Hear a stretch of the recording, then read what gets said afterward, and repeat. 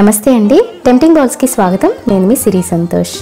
ఏ శుభకార్యాలకైనా పండుగలకైనా ప్రత్యేకంగా మన తెలుగువారు ఎక్కువగా చేసుకునే రెసిపీ పులిహోరే కదా. అందుకేనేమో పులిహోరలో చాలా రకాలు కనిపెట్టేశారు. అందులో ఒకటి ఆవు పులిహోర. ఇప్పుడు నేను అదే చేయబోతున్నాను.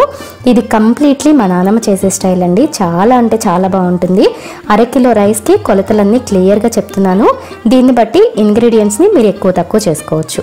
ముందుగా 2 మీడియం సైజ్ నిమ్మకాయలు తీసుకోండి. వీటిని ఇలా నలిపితే రసం ఈజీగా వచ్చేస్తుంది. ఇప్పుడు ఒక గిన్నెలోకి వీటి నుంచి రసం తీసి పెట్టుకోవాలి. తర్వాత 4-5 పచ్చిమిర్చిని ఇలా చిన్న ముక్కల కింద కట్ చేసుకొని ఈ నిమ్మరసంలో వేసేసేయండి. అలాగే 2 ఇంచెస్ అల్లం కూడా ఇలాగే చిన్న ముక్కల కింద కట్ చేసుకొని నిమ్మరసంలో వేసేసి ఇందులోనే ఒక 1/2 టీ స్పూన్ అంతా సాల్ట్ కూడా వేసి మొత్తం బాగా కలిపేసేయండి. ఇప్పుడు వీటిని ఒక 2-3 గంటల వరకు ఊరనివ్వాలన్నమాట. పులిహోర చేసే ఒక 3 గంటల ముందు ఇలా పచ్చిమిర్చి అల్లాన్ని నిమ్మరసంలో నానబెట్టుకోవాలండి.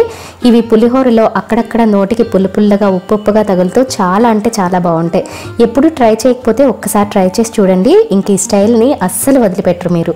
ఇప్పుడు ఒక ప్రెషర్ కుక్కర్ తీసుకొని ఇందులో ఈ గ్లాస్తో 1.5 గ్లాసుల రైస్ తీసుకుంటున్నాను. ఈ గ్లాస్తో 1.5 గ్లాసులు అంటే 1/2 కిలో లెక్క అనమాట. ఈ రైస్ని 2-3 సార్లు శుభ్రంగా కడిగేసిన తర్వాత ఇందులో 3 గ్లాసుల నీళ్లు పోస్తున్నాను. అంటే 1కి 2 చొప్పున నీళ్లు పోసుకోవాలండి. అలాగే 1 టేబుల్ స్పూన్ నూనె కూడా వేస్తున్నాను. ఇలా కొంచెం నూనె కూడా వేయటం వల్ల రైస్ అనేది ముద్దలా అవ్వకుండా పొడిగా ఉంటుందన్నమాట. పులిహోరకి ఎప్పుడు కూడా రైస్ ముద్ద అవ్వకూడదండి, పొడిగా ఉంటేనే బాగుంటుంది. ఇప్పుడు దీనిపైన మూత పెట్టేసి ఒక 1/2 గంట 20 నిమిషాల వరకు అలా పక్కన పెట్టేసేయండి. ఇలా నానితే రైస్ ఉడికిన తర్వాత పర్ఫెక్ట్గా ఉంటుందన్నమాట. ఈలోపు చింతపండు తీసుకోవాలి కదా. ఇక్కడ నేను తీసుకున్న 1/2 కిలో రైస్కి 50 గ్రాముల చింతపండు తీసుకుంటున్నానండి. ఇక్కడ నేను నిమ్మరసం కూడా వేస్తున్నాను కాబట్టి 50 గ్రాముల చింతపండు తీసుకుంటున్నాను.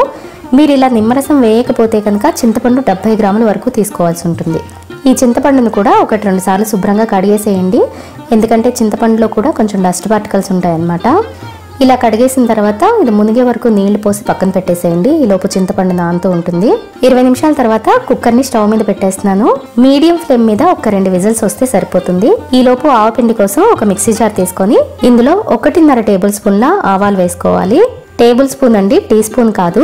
అంటే 1 టేబుల్ స్పూన్ ఈక్వల్ టు 3 టీ స్పూన్లు అనమాట.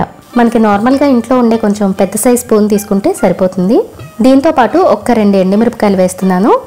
అలాగే 1 టీ స్పూన్ సాల్ట్ కూడా వేసుకోండి. సాల్ట్ వేయడం వల్ల ఏంటంటే ఆవాల్లో కొంచెం వగరు చేదు లాంటిది ఉంటుంది కదా, ఈ సాల్ట్ అనేది దాన్ని కవర్ చేసేస్తుంది అనమాట. ఈ మొత్తాన్ని మెత్తగా పొడి చేసేసుకోవాలి.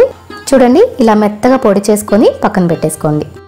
చూడండి, నిమ్మరసంలో నానబెట్టాం కదా, పచ్చిమిర్చి అల్లము చక్కగా నానిపోయినాయి. చూడండి, ఇవి పులిహోరలో అక్కడక్కడ తగులుతూ పుల్లగా ఉప్పుగా అసలు ఎంత బాగుంటాయోలండి.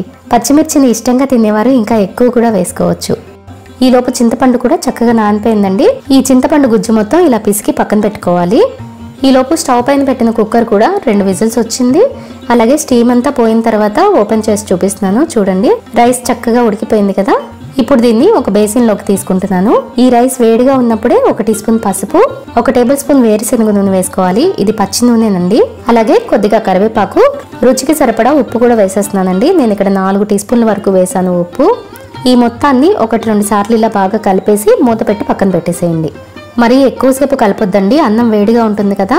ఎక్కువసేపు కలిపితే అన్నం విరిగి ముద్దయిపోయే ఛాన్స్ ఉంటుంది. సో జస్ట్ 1-2 సార్లలా పైపైన కలిపేసి మూత పెట్టి పక్కన పెట్టేసేయండి. ఈలోపు స్టవ్ పైన ఒక కడాయి పెట్టుకొని ఇందులో 1/2 కప్పు అంటే 125 ml వేరుశనగ నూనె వేస్తున్నాను. ఈ పులిహోరకి వేరుశనగ నూనె రుచి బాగుంటుందండి. సో కంపల్సరీ వేరుశనగ నూనెతోనే చేసుకోండి, లేదంటే పప్పు నూనెతో చేసుకున్నా పర్వాలేదు. కానీ రీఫైండ్ ఆయిల్తో ఇంత మంచి రుచి కానీ ఫ్లేవర్ కానీ రాదండి. సో వేరుశనగ నూనె కానీ నువ్వు పప్పు నూనె కానీ ఈ రెండే వాడుకోవడానికి ట్రై చేయండి. ఇందులో ఒక 1/2 కప్పు వేరుశనగ గుళ్ళు వేసి క్రిస్పీగా వేయించండి. ఇవి ఒక 50% వేగిన తర్వాత ఇందులో ఒక 1/2 కప్పు జీడిపప్పులు కూడా వేసి 2 కలిపి క్రిస్పీగా వేయించుకొని తీసి ఒక ప్లేట్లో వేస్తున్నాను. పులిహోరలో ఈ పప్పులు క్రిస్పీగా ఉంటేనే బాగుంటాయండి. సో చింతపండు పులుసులో నేను ఈ పప్పుల్ని ఉడికించిన అనమాట, సపరేట్గా తీసేస్తాను వేయించి. ఈ పప్పులు ఇలా సపరేట్గా తీసేసిన తర్వాత ఇప్పుడు ఇందులో 1 టేబుల్ స్పూన్ ఆవాలు వేస్తున్నాను. అలాగే 2 టేబుల్ స్పూన్లంతా పచ్చిశనగపప్పు, 1 టేబుల్ స్పూన్ మినపప్పు కూడా వేసి ఈ పప్పుల్ని కొంచెం క్రిస్పీగా వేగనివ్వాలి. పప్పులు ఇలా కొంచెం వేగిన తర్వాత ఇప్పుడు ఇందులో 5-6 ఎండుమిరపకాయలు, 1 రెమ్మ కరివేపాకు, 2 టీ స్పూన్ల ఇంగువ కంపల్సరీ పడుతుందండి. ఈ మొత్తాన్ని జస్ట్ ఒక 30 సెకండ్స్ అలా వేయించి ఇప్పుడు ఇందులో చింతపండు గుజ్జుని ఇలా వడకట్టి వేస్తున్నాను.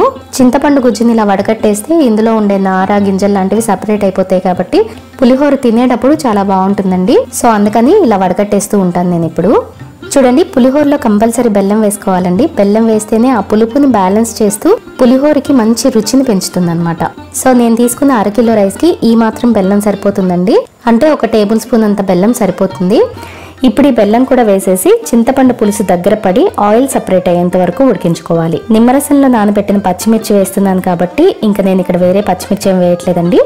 అది మీ ఇష్టం. చింతపండులో ఉడికిన పచ్చిమిర్చి కూడా కావాలంటే ఒక 5-6 పచ్చిమిర్చిని పులుసు ఉడికేటప్పుడే వేసేసుకోండి. చూడండి, 10 నిమిషాలకి పులుసు నుంచి ఆయిల్ సపరేట్ అవుతూ ఉంటుంది. పైన చూసారా ఆయిల్ తేలింది కదా, ఇలా ఆయిల్ పైకి తేలాలన్నమాట. ఇలా ఆయిల్ పైకి తేలిందంటే చింతపండు పులుసు ఉడికిపోయినట్టే. చూడండి, కన్సిస్టెన్సీ ఇలా ఉండాలి. ఇలా వచ్చిన తర్వాత స్టవ్ ఆఫ్ చేసేసి దీన్ని వెంటనే రైస్ లో వేసేస్తున్నాను. వేసేసి ముందు పులుసు మొత్తాన్ని రైస్ కి బాగా పట్టించేసేయాలి. ఇలా అడుగు నుంచి బాగా కలపాలి. చూడండి, చింతపండు పులుసు మొత్తం రైస్ కి బాగా పట్టేసింది కదా. ఇప్పుడు ఇందులో నిమ్మరసంలో నానబెట్టాం కదా పచ్చిమిర్చి అల్లం ముక్కలు, అవి వేసేస్తున్నాను. నిమ్మరసం కూడా వేసేస్తున్నానండి. అలాగే మిక్సీ పట్టుకున్న ఆవపిండి కూడా వేసేస్తున్నాను. ఫైనల్ గా ఫ్రై చేసి పెట్టుకున్న జీడిపప్పు వేరుశనగలు ఉన్నాయి కదా, ఇవి కూడా వేసేసి మొత్తం బాగా కలిపేసేయండి. ఇంతేనండి, అద్భుతమైన రుచి గల ఆవ పులిహోర రెడీ. ఈ పులిహోర చేసిన వెంటనే కంటే ఒక 2 గంటలైనా ఊరిన తర్వాత తింటే రుచి అద్భుతంగా ఉంటుందండి. తప్పకుండా ఒకసారి ఈ స్టైల్లో ట్రై చేసి చూడండి. ట్రై చేసిన తర్వాత నచ్చిందో లేదో వీలైతే నాకు కామెంట్ చేసి చెప్పండి. ఇలాంటి మరిన్ని రెసిపీస్ కోసం టెంప్టింగ్ బౌల్స్ని సబ్స్క్రైబ్ చేసుకోవడం మాత్రం మర్చిపోకండి. మరో మంచి రెసిపీతో మళ్ళీ కలుద్దాం.